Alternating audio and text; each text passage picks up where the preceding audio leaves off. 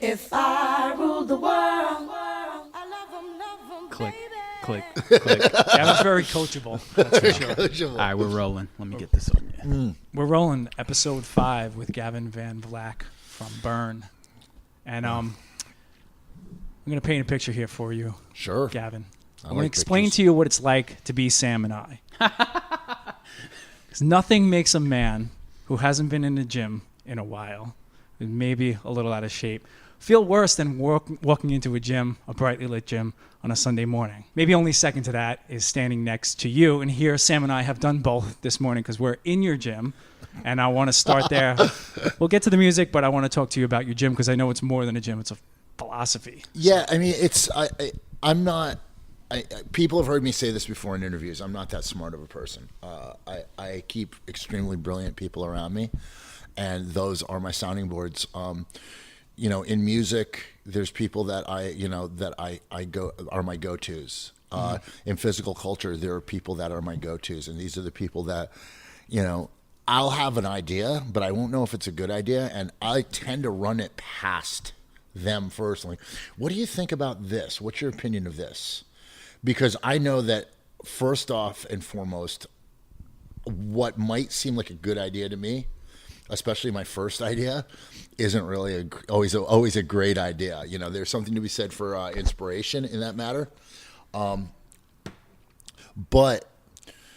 I'll think like, oh, wow, this could be really, really awesome and beneficial. But I always find it safer to run it past other people. And it's the same thing with music. Like I'll have an idea and I will run it past, the people that are my sounding boards, in Burn, Chaka, Sergio Vega from the Deftones is a good friend of mine who I'll constantly hey, I have this idea. What do you think of this?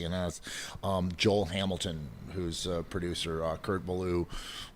These are people that I talk to in music that what would you think about this? Because it's good to get feedback. And I memean, in music and in physical culture, there aren't really a lot of ideas that have not been put forward yet. Yeah. As in music, we have 12 notes within the chromatic scale that we work with, and then you've got your tempo variations and so on and so forth that make them different.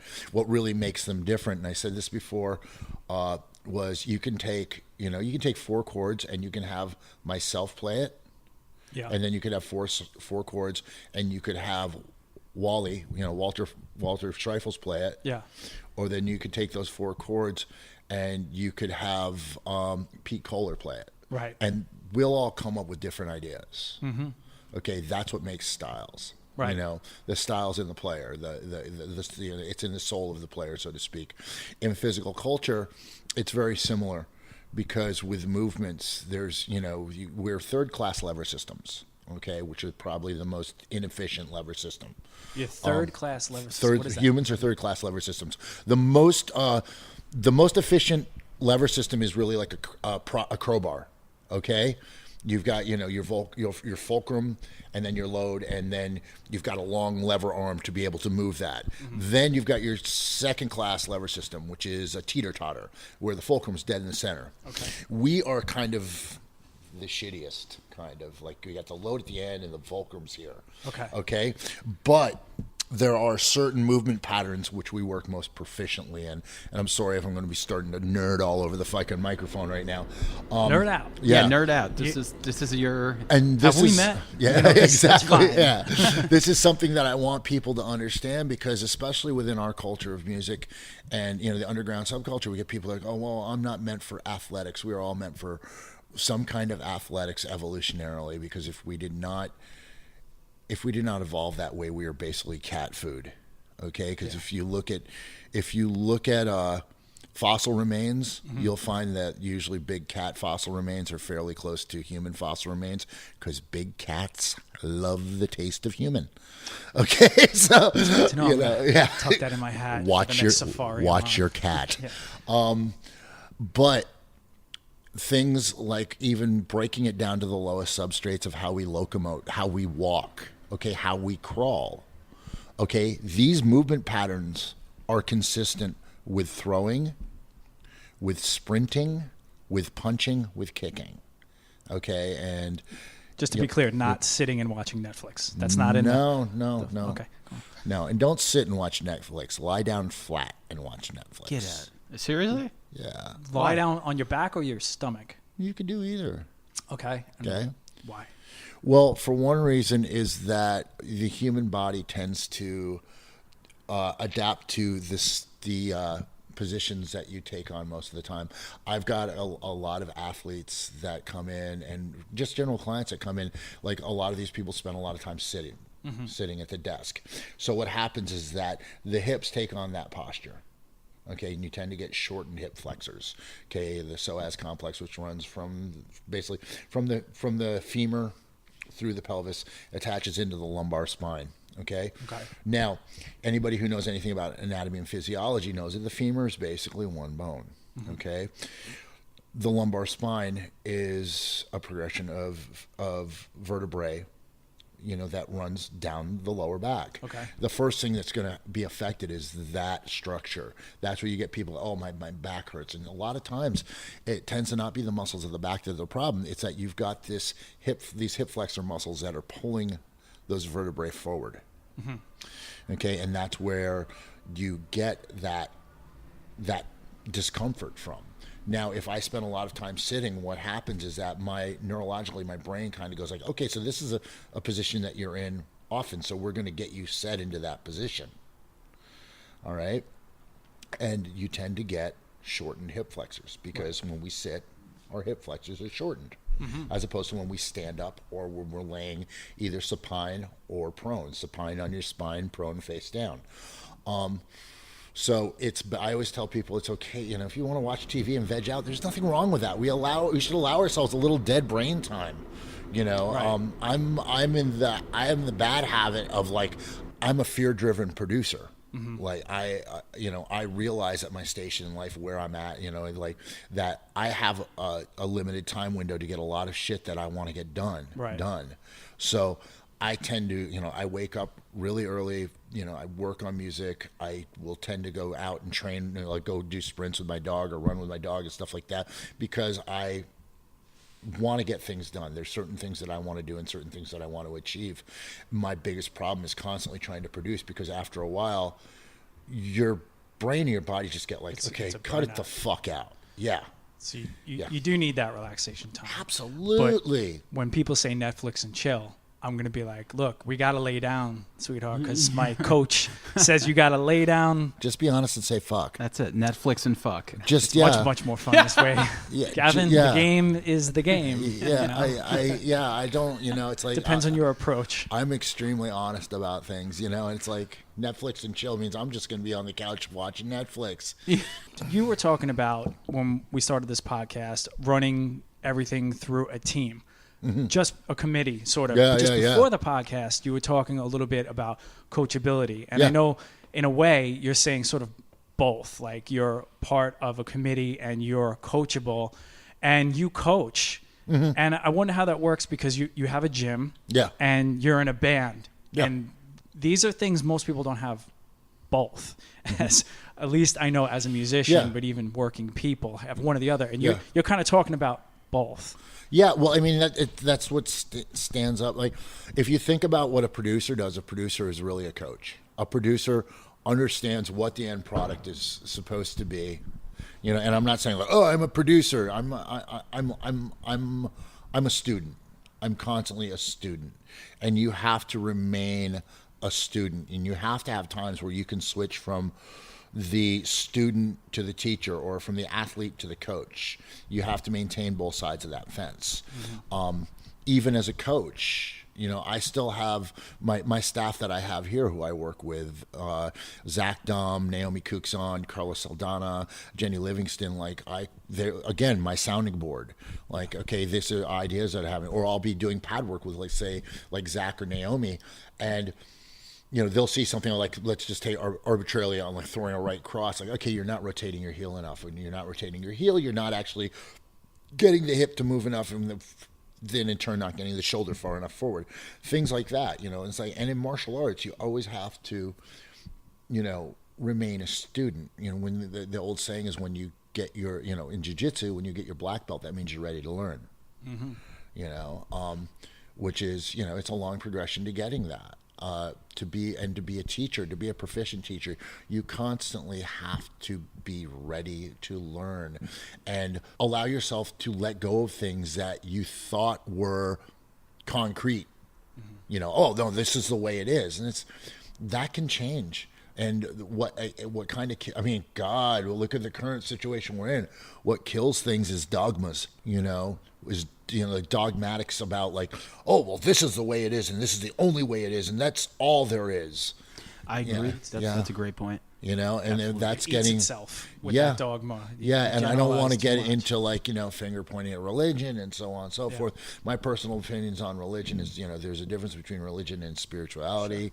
You know, religion is for people who are afraid of hell. Spirituality is for people who have been there. You know, and I have friends who are devout Christians. You know, I have friends who are, you know, devout Satanists.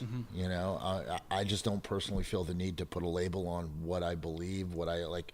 I try to get through my day without fucking people over. Yeah. You know, whether there's, you know, an almighty hand in the sky that will bitch slap me down for doing so, I don't know. But I try to just like, as much as I can, not fuck people over. Right. And I'm not saying that I've always walked this path. There was a certain time where I just was absolutely, I had just total disregard for everybody except myself. You know, I was an extremely selfish person. And through time, if you live as a very selfish person, eventually you end up a person that's very much by himself. You know, I mean, careful what you wish for. Right. And I ended up in that position before. Yeah. You know, so it's weird that you said that, because I was looking through your Facebook page, and I'm like trying to figure out what we're going to talk about, what we're going to ask, and I see all this positive stuff, and I don't want to like diminish it by saying positive. Sometimes that sort of like doesn't sound right. Oh, those are reminders. That shit I put out for myself, and that's all stuff that those aren't people. Oh, you're saying like, I said at the beginning of this podcast, I am not a very smart person. Those are things I've heard other people say. Those are things that have resonated within me, and the reason that I'm putting them out, the reason that I'm fucking plagiarizing that shit, honestly, is because I know that. And this is kind of what my philosophy on music is, that like punk rock and hardcore saved my life in a way. You know, they're very, very awesome tools that possibly stopped me from eating a bullet. Right. Because I was a really just, you know, angry, confused, scared person, you know, and then, you know, you find hardcore and punk rock and you're like, wow, okay, I'm not alone in this. Right. Because that's a scary thing, is being alone. When you have other people to commiserate, you know, to relax through the car crash with, it's, you know, it makes the world a gentler place. And that's what I think the underground music scene is about. Is it like, I went to go see Converge last night, and it was like, that was it. It was like, you know, people coming around this music that we love so much. And but did you, my impression of you was that you, even when you were in music, even say in the 90s, that you were more insular to yourself and all of that. And I wasn't sure if that was true. I kind of was making an impression of you in my head, and I was like, well, I don't really know Gavin. Yeah, I was. So I was very much. I was change? trying to find a way. I'm one of those people that, and it's a trigger mechanism because I travel a lot, and like I'll go to places like Nicaragua or, you know, in Oaxaca in Mexico, and I'll be, like, first thing that popped in my head is like, I could live here and no one will know me, and I will be alone, and that will be awesome. Again, there we go. That's Gavin's first thought. Gavin has to sit still for a second and wait for his second thought to show up. Because, like I said, my first thought is usually just really fucking like, oh, this seems like a great idea. Usually not. It's weird when you recognize your own filters and your own thought process. And even going back to speaking before the podcast, because it's always interesting what comes up before the podcast, but do you do any type of meditation or anything in that capacity? I try. I really try. I was a very insular. Like, one of the reasons I first left Burn, and this was like the phase when I you know, and I left Burn, was this was a phase where Gavin went through consecutively cutting off his nose to spite his face. I left Burn because there was something in my head that was just like, I want to remove everything I give a fuck about.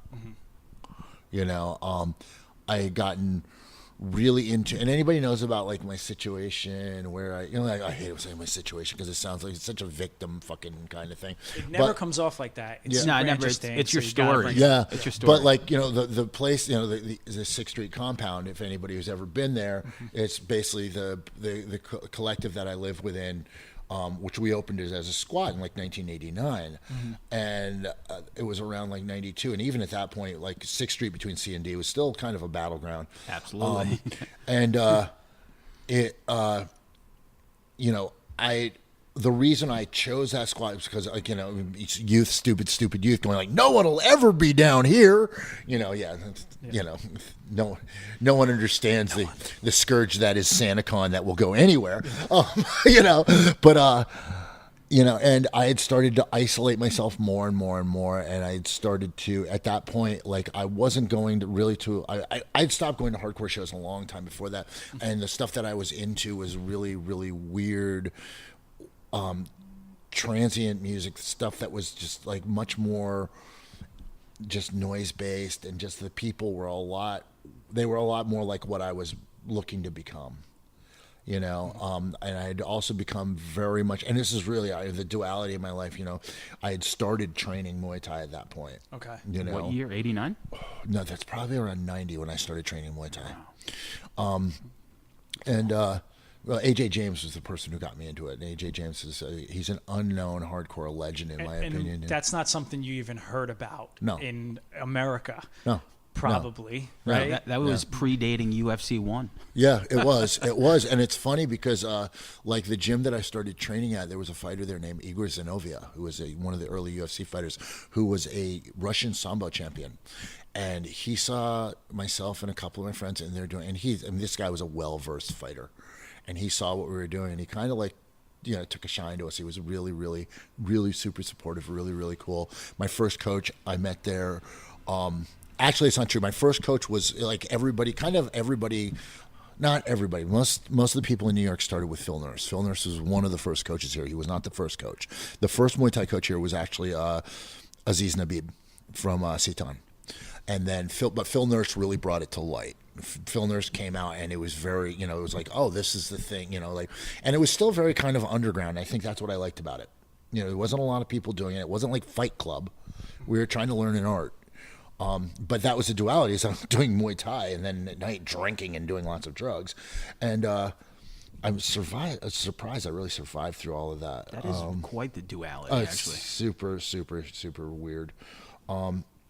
But I trained with Phil for a number of years, and then I had started training with Edge Brown, who was a much different coach, which was a lot more straight up pad work and sparring. And we were training at this place called Julio Rivera's boxing gym, which was on 12th Street between 1st Avenue and 2nd Avenue. It was in the basement of a senior center. It was, fucking gritty boxing gym. But, I was working in nightclubs at that time, so it's like, I was like, I have no idea. I was waking up at like 9 o'clock to be in the gym by 10 o'clock to train, but I was also out until like 6 in the morning, getting just blotto fucked up. And again, this is just proof to the resilience of the human body of that you can actually do that. I don't advise it at all. Yeah. But and I'm not at all against drugs and alcohol. I'm a huge fan of drugs and alcohol. I just don't use them anymore. That's what it's. I was going to say, what was it about Muay Thai that just directed you towards it, especially having such what I imagine is like a destructive lifestyle? Every kid wants to be a fucking superhero. That's what it is. It was the Shokasuke era, too. Yeah. And it's like, at that point, this is still like Raymond Descartes was still fighting. I think Caveman was still fighting. Like these people, and it was kind of weird because it's very punk rock because you don't know my heroes.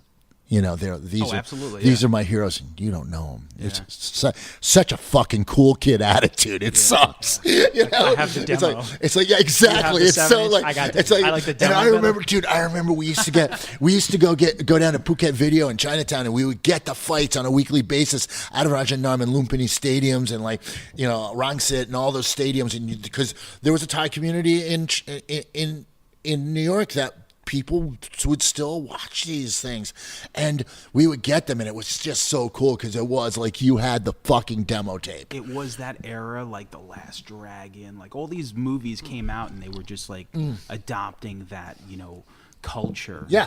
And as a kid, like I was, I guess, a little bit younger, but man, that was such a, I mean, you can go to a fucking flea market and buy a Ninja Star, Right. Like at 8 years old, probably, Oh, did you? Oh yeah. Oh, Chinese that's the thing is like I miss that era of Chinatown where it was like it was like fucking martial arts stores on every fucking corner, and it was like, it was so was so cool. Like I remember like the Deuce, like. Because everybody associates like 42nd Street and the porn stores and this, that, and that. But dude, the Kung Fu movie matinees, like those were so even fucking. Channel 5, same thing. They showed them. Yeah, it was just such.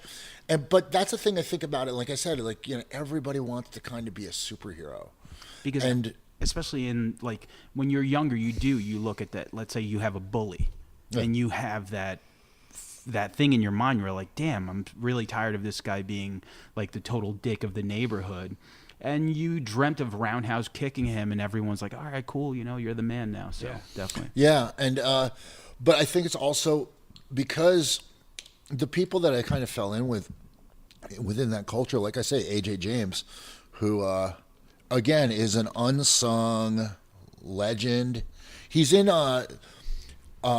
you see there's pictures of him in the DC Hardcore book from the Safari, China Safari put out, and AJ is someone who like 87 he was a hardcore kid. In 87 he started dancing for Eric B and Rakim. Wow. And then got picked up as a model. That's how, and then he was modeling, and he ended up in France, and he ended up training over there with Bupanoy at I think either France Muay Thai or Dakar's Muay Thai, and he came back and he was like, I got to show you this. And I started, training with him. And then I'm not going to go into the whole lineage or my lineage of Muay Thai. But yeah, it was really amazing because it was, again, like, at that point, hardcore had become really kind of like to me, it just wasn't cool. I'd grown through it. The tool didn't work anymore. Mm-hmm. What were the bands that like influenced you though? Like at that early age then? Well, my first live show ever was Waylon Jennings. That's interesting.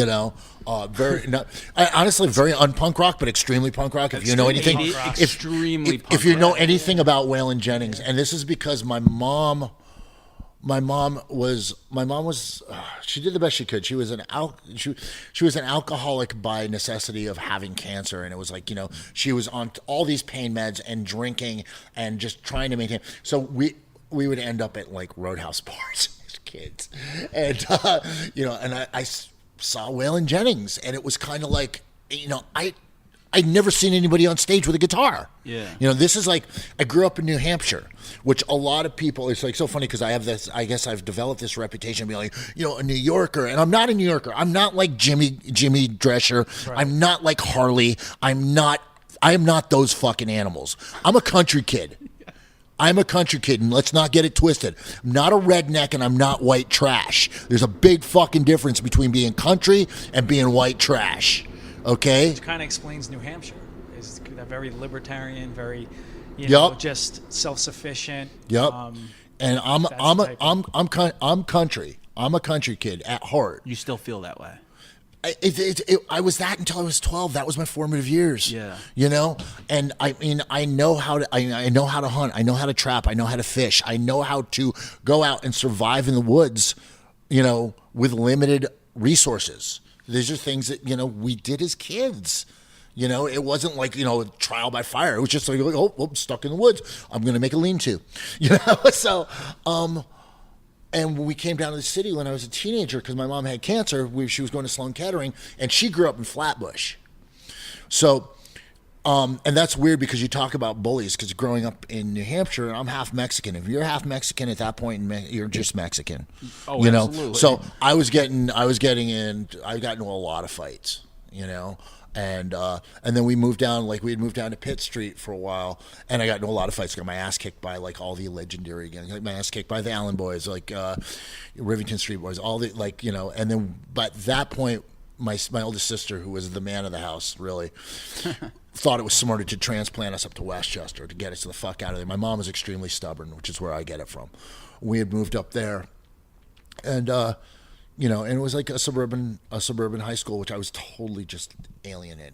But at that point, I'd seen punk rock, and I was kind of like, oh, this is fucking cool, you know. And then punk rock, it was like, no, it wasn't just punk rock too, because it was punk rock and metal. You know, and like that was like my thing. It was like just loud fucking guitars. Yeah, definitely. Loud fucking guitars ruled. That was it. You know. In retrospect, you could look back at those two genres melting. Like probably at that moment in time, I know that there was like that divide. But like when you get older, you're like, definitely. Like it makes sense, punk and metal. Yeah, that's what I grew up on. Dude, yo, you got to think about like our scene, like and hip hop. Our scene. You want to talk about like metal, like the metal influence into hardcore. That was so like one of my closest friends, Craig from Sick of It All, Craig Satari. Okay, this kid. I mean, yo, homeboy basically like he's played Cliff Burton's bass. You know, he's been around that kind of fucking greatness. He's a metal kid. You know, Rob. Okay, from the same scene, Rob Echeverria. You know, rest in pieces. Straight ahead, fucking. Helmet, like he's a fucking metal kid, you know. Metal was extremely important, and I don't exactly Age of Quarrel. You know, Harley is, you know, everyone's Harley's hardcore. Harley was raised around fucking music. All the best people I know, Gingy Brown, Sergio Vega, all the true musicians that I know were raised around music. It wasn't just one kind of music. Right. Those 12 notes played in any flavor, in any delineation, resonate. You know? That's the beauty of it. Yeah, the versatility. Yeah. You know, like I feel like punk and hardcore had the aggression, and then the metal side was more of like the technicality. Yeah, but the aggression, that's what makes it sexy. Of course. You know, that's the rad shit about it. Yeah. You know, and that's why when you hear something like, you know, what I think is so beautiful about where music's going now, like I said, last night I went to go see Converge, and there's something that's just so visceral about it. Or people like, love the new record. With the new Converge record? Yeah, absolutely. There's so much new great music coming out. Every Converge, year. Yeah. Glassjaw, fucking the new Comeback Kid record. There's so much good fucking new music out right now. I can't keep up. It's great. Yeah. It's great. We don't have to keep up. You know, it's like it's so I try. Yeah. It's Sam tries. You know, it's like allow yourself to stumble on shit. It's so rad. But there's so much fucking beautiful, awesome stuff coming out right now, and there's this resurgence, I think, in aggressive music, which I love. We play. It's funny. We played. We were on the Comeback Kid tour, and I heard one of the greatest things ever from one of the opening bands. The singer said, "You know, if you find a young kid who's never been to a hardcore show before, bring him." Bring him. Let him experience this. And that's the thing is we have to do. And that's one of the things that I really do love is that, you know, parents are showing up with their kids, and the kids, it resonates with the kids. I'm going to use that word a lot, resonate. You know, one of my closest friends is Jen Topper, who used to own IJT Records back in the day. Okay. Her two sons, Malachi and Kelty, fucking, they're hardcore kids. Yeah. They're like, it's not just because mommy's into hardcore. They love this culture. They love, and that's the thing about, and I don't like to generalize it really as hardcore, and I try to stay away from it. It's street culture, because I fucking love hip hop too. Yeah, me too. Yeah. You know, I love hip hop, and hardcore and hip hop are street culture, just like jazz is street culture, just like the blues is street culture, just like reggae is street culture. And it comes from the best music, the best musicians. If you take hip hop, for example, if you're a kid that grows up on hip hop, you make watered down hip hop. But Public Enemy, Run DMC, they grew up on rock. Yep. And then made hip hop. Yep. Hardcore, all those guys you mentioned, Sergio, you talk about Quicksand, you talk about Burn. It comes from somewhere else through the filter of hardcore and becomes something that, like, to this day sounds fresh. People don't know this about, like, Sergio Vega and Gingy Brown. They grew up in a Zulu Nation neighborhood. They grew up. They were Zulu kids, and that's the fucking like the cradle of like that whole culture, which is so amazing. Heavy Metal Kings is a group with Ill Bill from Nonfiction and Vinny Paz from Jedi Mind Tricks, and it's basically kids that grew up going to L'Amour's, going to hardcore and thrash. Like, I mean, if you watch their videos, like they have a new song called Merciful Fate because they grew up with that. Wow. But they're legit a hip hop group. Right. Yeah. But their references are so like obscure thrash metal and hardcore that it's they're playing a show with Nuclear Assault. Right. Like, Oh it's yeah, Saved by absolutely. Them, so. Well, it's like when Vinny Paz references Carcass. Yeah. You know, Yeah, it's fucking great. references Carcass in a rhyme. But it makes It's sense. like, you know, it's like, It makes sense because like these are things that we grew up like to other people. I guess it doesn't make sense, but for like I take it for granted because everyone that I know, it's like I could talk about Eric B. and Rakim the same way I could talk about Waylon or I could talk about Slayer. yeah. Right. It just makes sense to me because like you hit play and you're like, I like this or I don't like it. That's it. Well, that's another thing that like I got from like Sergio was you can't judge music.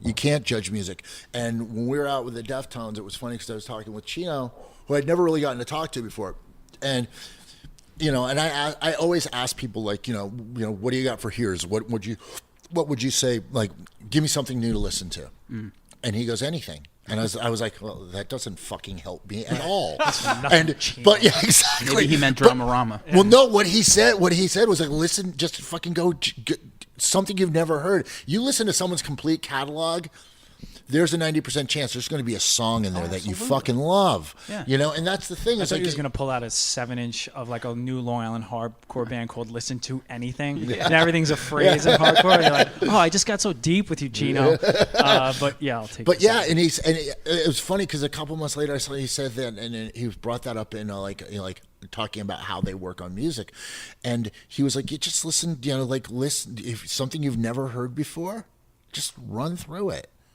You know, listen, be patient. Listen to what they're doing. I love to hear that. Yeah. Because I'm a huge Deftones fan, and I know that Chino is a big music fan. And what took me by surprise was like earlier, you know, he was like, "Oh, my favorite band's Depeche Mode and The Cure," and I'm like, this was like 20 years ago. Yeah. Yeah. And I'm like, I get it now. I completely get it. Because everyone is saying Ozzy, Black Yeah. Sabbath. They're going Pantera. Yes. And Chino is talking about bands with female singers and a lush sound. You know, it was a different attitude. He was talking about absolutely. Quicksand back then. Yeah. And it was a thing about East and West, you know, like superficially. But we were like, I was weirded out that he knew about Quicksand, you know, back 20 years ago. Yeah. Yeah. Well, I mean, the thing about I was like 20 years ago. It's like Quicksand. We got to remember they were the band that really broke the ice for a lot of us. We you know, said like that, yeah. they were the band that like they're like, okay, well, you know, we're gonna grow this. We're taking what we've done and we're growing this. Yeah. You know, and it was them, Orange 9mm. Another band that is extremely, like, I don't think they're underrated, but I think people don't remember how important they were. You know, You're saying as far as taking it to a national level. Yeah. Because I think of that about Burn, but you mean it in the next steps after. yeah, absolutely, what, you know, absolutely. And we said on the Artie podcast, you know, because I mentioned Slip by Quicksand. I said, you know, Nevermind by Nirvana was like huge to a huge circle, but to that smaller circle, Quicksand Slip was that game changer. Sgt. Pepper. Yeah, you're like, holy shit, listen to this guitar. Like, when I first heard Dine Alone, I'm like, you know, trying to play it on the guitar. I'm like, I don't even understand what they're doing. Yeah. So. Yeah, and that's one of the things is like we forget that, and now that hardcore has become a national thing. Like you look at like Madball's huge. Hatebreed is huge.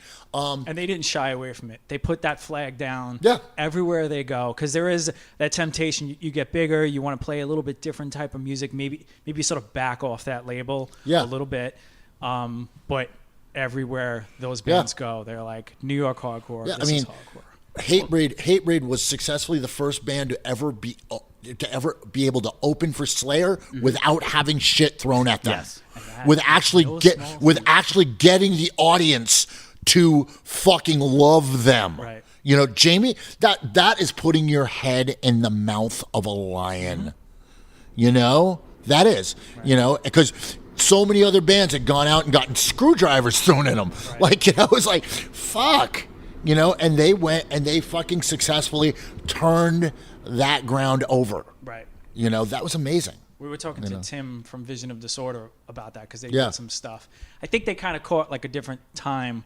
Might have been a little bit easier, but with what you're saying about Hatebreed. Yeah. But VOD toured with Slayer. But Yeah. Definitely for Slayer, because Slayer, like I mentioned, you know, and like if you saw them, like even the early '90s, like people yelled Slayer the whole time until Slayer played. Until Slayer played, yeah. No, that's it. It didn't matter who the fuck opened. Yeah. They just yelled Slayer, and then they. Just if you drove on the LIE and turned your music down, you could probably hear it in different cars around you. Yeah. People Yep. yelling Slayer. That's you it, know, on the I way would to the imagine. show and on the way home, man. Yeah. It was like, I couldn't imagine. But yeah, like you said, Hatebreed, Jamie just did his thing, and like he has a great podcast. Speaking of podcasts, like Yeah. we're talking about, and he is definitely like so business minded that I respect it. And I'm not the biggest Hatebreed fan, but like I'm a fan of him and everything he does. So. Yeah. I remember being in Darwin 16 and we were playing up at the Tune-In, and Jamie came up to me and we sat there and he talked about how he was going to do this band called Hatebreed. And I was sitting there going like, yo, just follow your fucking vision, you know? Follow your fucking vision. And it was funny because he said to me, he goes like, I'm just worried because of what I want to do, and then I think people are going to not like it. And I'm like, I'm a Die 116. Well, talk to me about people not liking it. I don't give a fuck, you know. And I still don't really. I mean, here's the thing: do I want people to like it? Yes, I do. I can't be caught up on that, you know.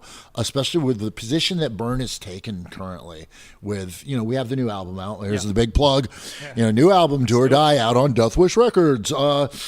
And we, in doing what we did. Chalk and I knew that we were basically putting ourselves in the position of being a new band because we didn't want to be a legacy act. Yeah. We didn't want to be like, oh yeah, let's live the old days of 1991, and it's like, no. We are in a current situation artistically and musically and culturally where we need solutions. Mm-hmm. And that's what I feel is needed. And I don't find there to be any solutions in nostalgia. Right. They're looking back to the good old days. Oh, the good old days of hardcore. Well, just wear a fucking hat that says "Make Hardcore Great Again." Then, right? To my opinion, because I don't believe. And here's the thing: I don't believe America has been as great as it could be, and I don't believe that our musical culture has been as great as it could be. Sure. I don't believe we have achieved our apex yet. Mm-hmm. And. I think that, when we, in doing that record, we knew we were going out, and like we went out on the Comeback Kid tour, and it was, it's a lot of kids we're not getting the reaction we used to get because these kids don't know us, and we cannot expect that. That's like walking up to a girl, shaking her hand, and then trying to ram your tongue down her throat. Right. Well, let's keep it like walking up to a person. That's going viral. Yeah, go ahead. walking up to a person, male, female, whatever, and just trying to jump their bones. I would say a good amount of those people are not going to go with the flow on that. Yeah. They're going to want to check you out. They're going to want to know about you. This is a relationship. Right. Music between the audience and the band is a relationship. And you've never gone for this automatic crowd. You're prepared for this, whether it's Burn. Yeah. You did Die 116. You could have done anything you wanted to do, and then Eve Absolution. Yeah. I mean, I was talking about this with Sam on the way in. Just sort of like my picture of you. You always, you were well respected in New York hardcore, but you sort of had your foot in ABC No Rio. Yeah. You always talk about squats. Your whole career, and I'm still a big advocate for it. There's tons of vacant living space that we are not taking advantage of. But you're contrarian. You can't. Duality screams from you. Anytime you do even just a sort of a lazy look at your life, it all comes down to the the project you're doing, and it's there's fierceness in Burn. You can say it's New York hardcore, but it's so different. And that's everything you do. That's you. Well, I mean, I think myself and Chaka are both that way. You know, there's an urgency to what we're doing because Urgency is yeah, a perfect word. We can't get caught up with this concept of immortality, of like, oh yeah, well it's going to be like this. It's not going to be like this forever. You know, I'm you know, I probably, I mean, on a good arc, maybe I got 25 years left on this planet. Mm-hmm. You know. And I have a lot of really cool shit that I want to do. Yeah. And there's a lot of people out there that I want to meet. Mm-hmm. And there's a lot of ideas there that I've still yet to learn. And I'm hungry for that shit. Yeah. You know? So that's a pretty good angle right there. Because like if you feel like time is such a essence, you must have really believed in this Burn record to put it out, and like, because I know this is like a time consumer, but like you figure like the last thing you guys put out was 2001.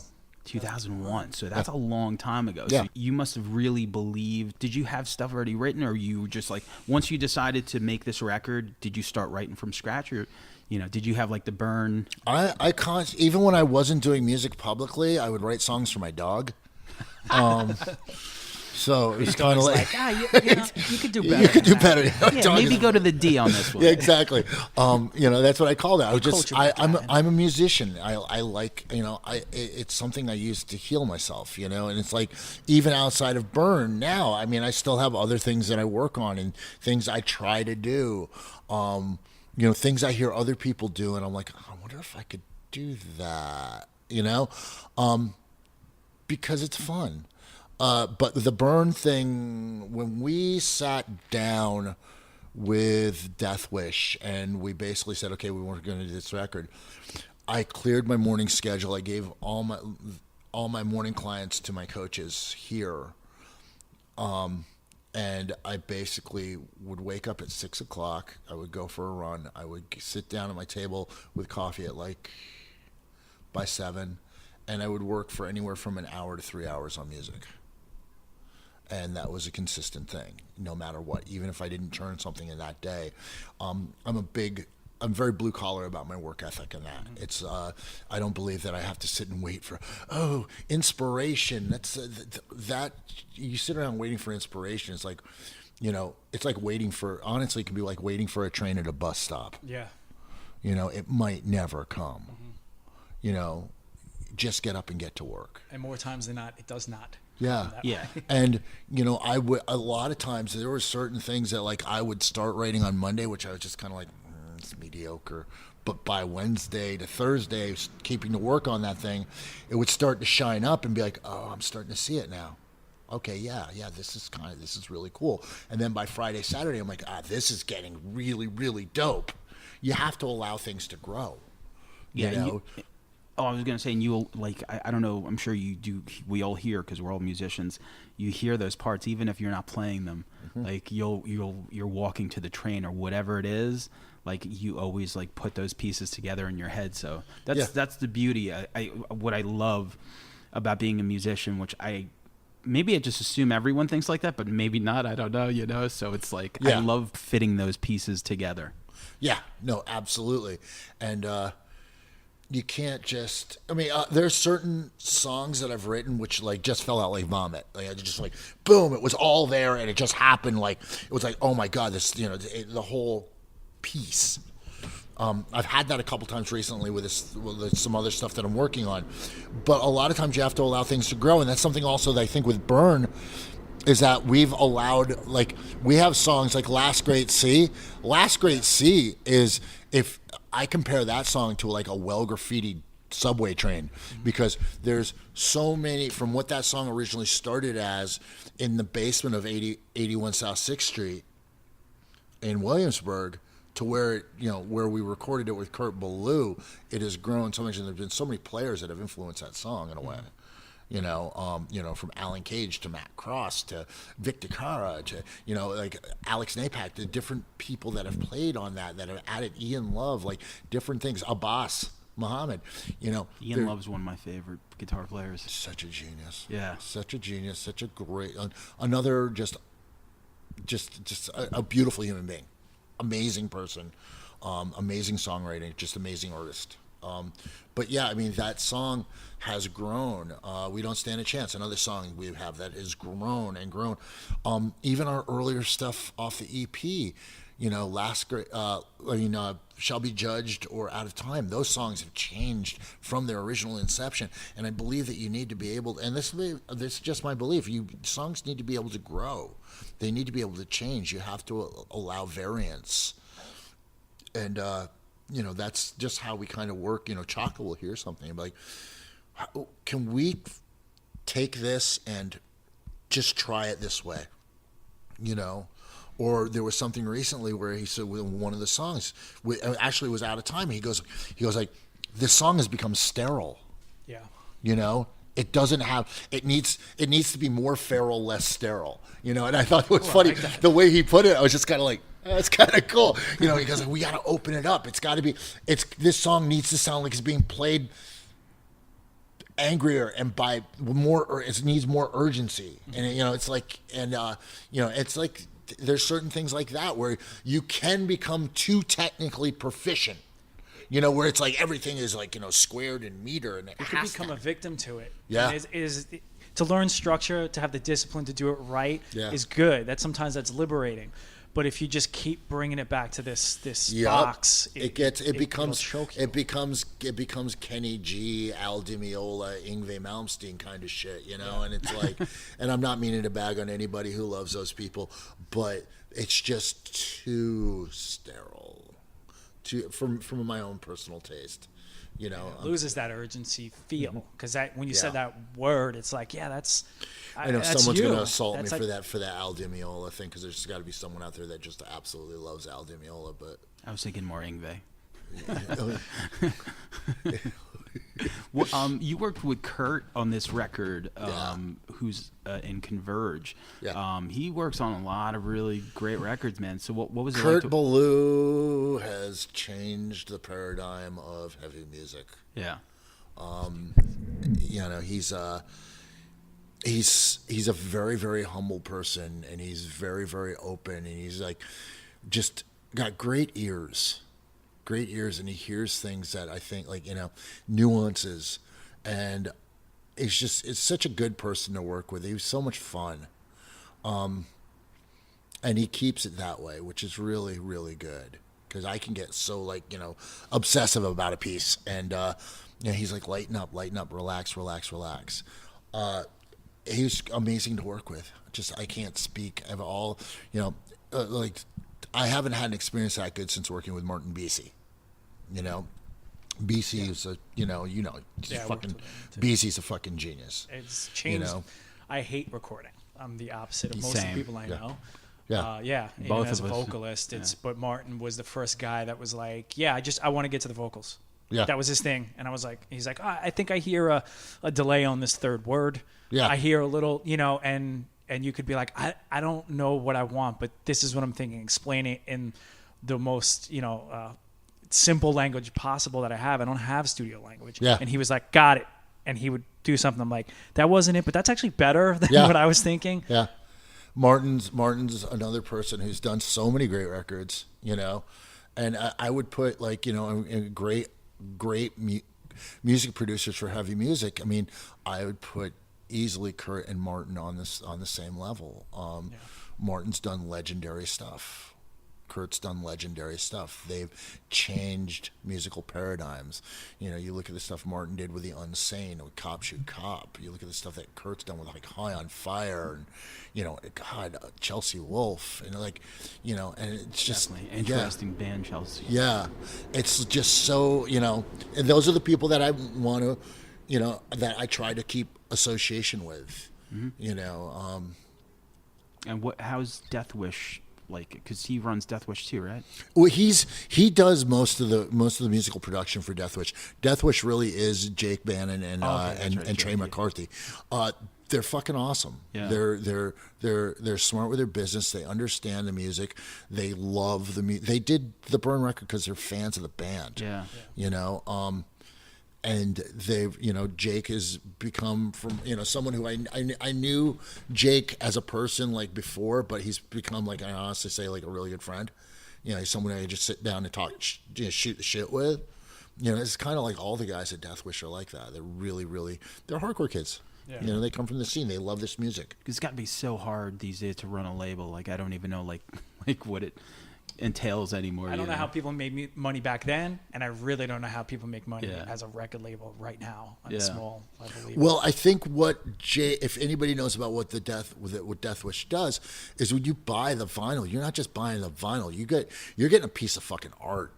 Like what he did with the packaging on our record was so beautiful. And so just really, like, you know, it's great because it's something that you can sit down and you can look through while listening to, and that's one of the things that's was lost in the experience of, like, you know, the MP3 of, like, most of the times with an MP3 you put it on and you walk around your house cleaning your house. You know, when you put on a piece of vinyl and you've got the cover and you're reading the cover, you're reading the liner notes and you're reading the lyrics and you're reading all that part of that part of the experience has been almost, you know, hunted to extinction. Yeah. Do you feel like if you didn't grow up with that, it's even something you could key into now? Yeah, like for someone who, like, because I love that. I mean, I'm looking at Iron Maiden records. I talk to a lot of kids, you know, who are like younger, like Jen Topra's kids love that stuff, and they're, you know, young. They're like, you know, under 12 years old, and it's like, I think there's a demographic out there that does like that.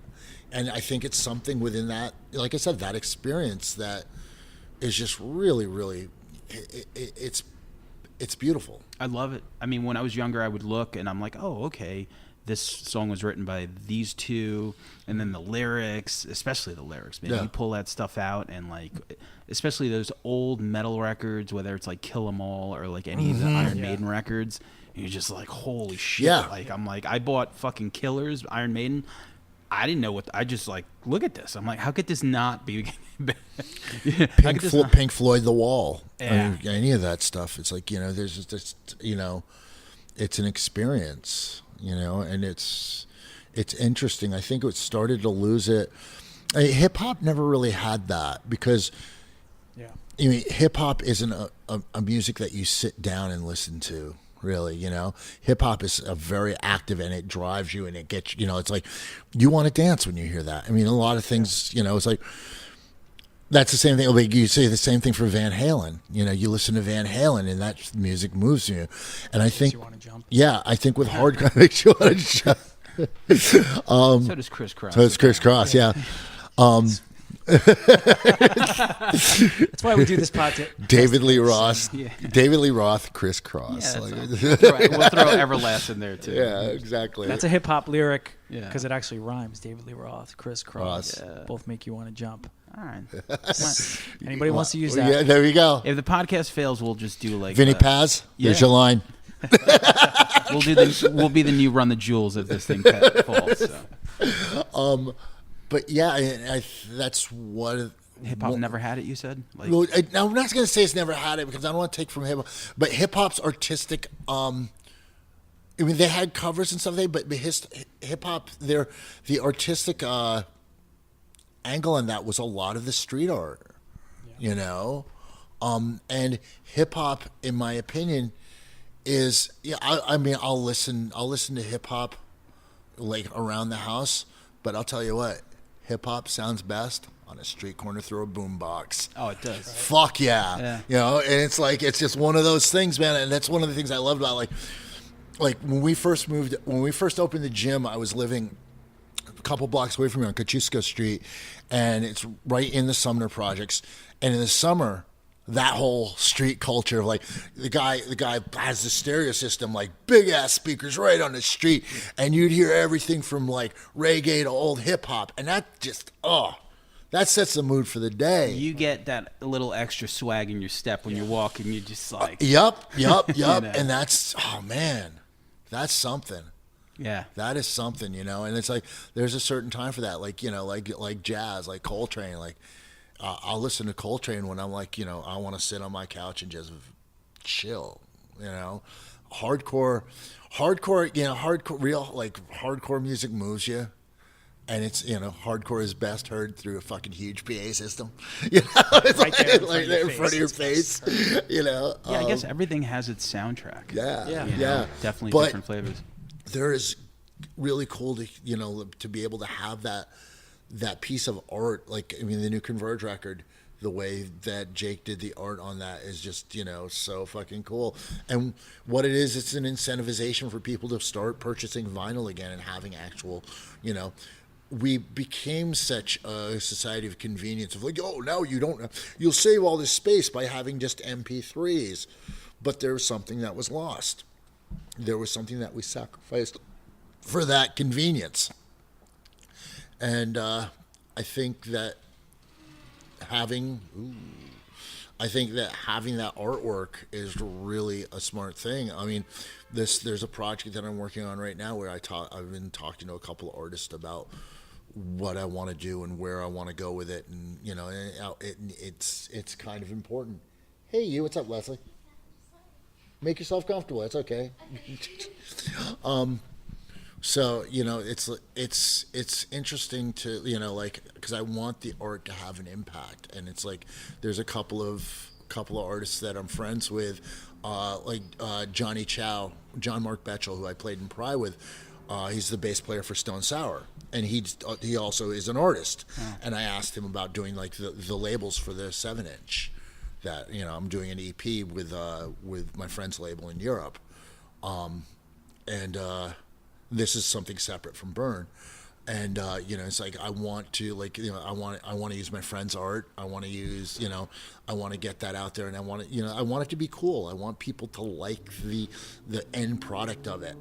Everything from the music all aspects of it. It does open up that door to be very creative with the art and stuff. And that was something the artwork for Darwin 16 records. Very cool. Yeah, Dynacool, but it just very I remember flipping through the book. We were all like, it steps up your game a little bit. Yeah, I don't think we took this as seriously. When you see something like that, you're like, this is like a manual. It looks like. I was staring at that buzzsaw for 4 years. I didn't even know. I'm just like playing my guitar.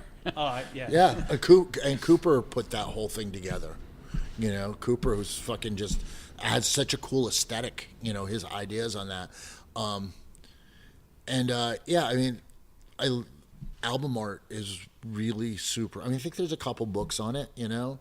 There's people have done books on album art, and I think, if you look at like Victim in Pain, that is such a, it's really, really impactful. Perfect. There's certain bands. I mean, all the Black Flag stuff, with Pettibone's art, all that stuff was, Absolutely. Like the Black Flag stuff, like when I was younger, like that. I mean, like the Nun, gun to the Family Man, gun to man, that's some fucking brutal shit. Yeah. And it was just like artistic, so you're like, okay, but like it at its core, it was like almost like shocking. Yeah. Me and my girlfriend will go into a liquor store and we pick out wine bottles. I don't know dick about wine, but I pick it out because of the label, and we always laugh about it. I'm like, that's how I bought records when I was a kid. Yeah. I didn't know anything about punk rock when at first, and you would just go into the record store and you're like, that looks crazy. Buying it. Oh, absolutely. Like the first thing, like when you first saw, let's say, like Kiss Destroyer, or Kiss was big visually. Yeah, Kiss was big visually, or I forget which Nugent album it is, but where the guns, the guitar is a machine gun. It's like things like that. Like, as a kid, you're like, oh wow. Or like, Aerosmith, Toys in the Attic. Yeah. There's album art it's part of the selling device, first off, but it's also part of what draws you and makes you think, what's this about? Right. Part of the biggest arguments you'll ever have with your band, maybe only second to the set list. Yeah. Album artwork, album order, and set list. Yeah, absolutely. Always album order. Album order for us was always like, the drummer always wanted to change one song. It was never the whole thing. Like if I had it one way, he's like, this song here, and I'm like, why? Yeah, just enough to be annoying. So for the last record we put out, he actually has a second version for himself. with the last song first. I was just like, okay. So, God. we love him. We love him. What is the state of Burn right now? Burn right now. We just got off the tour with Comeback Kid and Jesus Peace. We're a little downtime right now until March. March we go to Europe. We're doing full European tour, and again promoting this record, the record that we just did with Death Wish. Like playing as many shows as possible. There's a couple different tours that we're getting offered for spring, which I'm looking forward to. And, we're just trying to get this album in the hands of people. Yeah. That's what we want to do. And it's a rebuilding. Mm-hmm. We're not trying to, because again, also, like I said, we're trying to do something that's long-term sustainable and not like, okay, yeah, we got a 5-year run as a legacy act. Right. We're already in the process. I mean, I'm writing material for the next record already. Okay. So it's like that then. Yeah, it's like that. Like Dave a Castillo one-off. walks in. No. What's up, the man? mayor of Brooklyn, David Mayor Castillo. of Brooklyn. Primitive weapons. Thanks for allowing us. All good things at St. Vitus, Brooklyn, is because of the guy yelling "Wanto" Long Island. But no, it wasn't just a one-off. We're in the process of of working on new material. And it's like Chalk and I both, because he's got his Ghost Decibels project, which he's also doing too. Like, we do music. That's what we do. And, I was talking with Tyler last night at the Converge show about and he goes, well, we're thinking direction of the new music. And I've got to send him some files of some stuff I'm working on. But yeah, I want to be able to, like I said, tour, do this European tour, do these tours over the summer, and then hopefully come fall, start thinking about the next recording process, which, I mean, just stay creative, which is what we all do. I think, it just, I can't imagine, even you're not in a band, but we're doing a podcast. Right. Yeah. I do a band, I do 2 podcasts. It's just, we need to do this. Yeah. to feel alive. Yeah. It's communication. Yeah. Anything with Die 116? The Die 116 thing, we're releasing the catalog on Death Wish. Jake asked if we could do that, and I was like, yeah, that'd be fucking awesome. And I've talked with Gormley and Cooper and Manny about maybe doing a show. I think if we do the show, we will be doing it at St. Vitus. It seems appropriate. Let's get a hold of Dave. Yeah, he's sort of dropping a hint to Dave. He's stretching out over there. I'm here petitioning. But right now, like I said, I have to invest all my time is really invested in getting this Burn thing, up and running proper. Yeah. Because we're not at full capacity yet, as far as I'm concerned. We have, we have a lot of ears to get into. We want more listeners, and that's what it's really about. It's not just about trying to appeal to hardcore kids. We want more listeners. We want more people that just get what we're about and understand it. And that's great. I mean, you're fueled, so the hunger is real. Yeah. And in some ways, for your personality, what I could tell is you embrace that challenge. Oh yeah. Definitely. Yeah, you have to have. It's funny because you deal with in the fitness industry. Well, you have to deal with stress reduction. And the human body needs stress. We have to. It's a matter of stress management that we need. How we deal with stress. And I don't consider this. I'm lucky to be able to do this. I'm lucky to be able to go out on and tour and do these things. I'm blessed, for lack of a better fucking word. Kurt Ballou. Oh, good. Now we can hashtag him. Kurt is texting me about magnesium oil. As one does. Yeah, as one. Yeah, his back is jacked up. All right, we'll wrap this up because you got a class to teach. So the name of the podcast is If I Ruled the World. Yes. So the question is, if you ruled the world, Gavin Van Vlack, what would that look like? It would look like me waiting around for my second idea to show up, because my first idea is seldom the best idea. I would hope for people to be more daring. You know, I would want to do things that inspired people to take more chances, you know, and, you know, within reason, you know, to like, you know, to live to capacity, Right. to live, you know, as optimally as possible, you know, to not let go of certain childish dreams or childlike dreams that we had, and Right. you know, not, like, oh, this is what life is, and I'll never, you know, I'll never be more than this. And you allow yourself, there has to be a certain internal locus of control that you allow yourself to become as great as you allow yourself to be, and that's it. You know. Well, I can't think of a better way to end the podcast. Let's go stretch. Right. Let's go stretch. Yeah, we're getting to. If you my hashtags in IG, okay. IG is at GVV Strong. You can hit me there. For Burn, it's Burn NYHC at Instagram. We're also on Facebook, and also on Facebook, Gavin Van Vlack. I'm pretty fucking easy to find. The gym's Instagram is, you know, IG at Physical Culture Collective.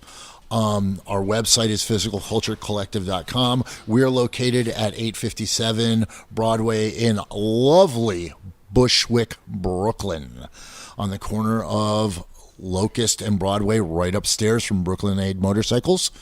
Come by, check it out. If you have any questions, hit me up.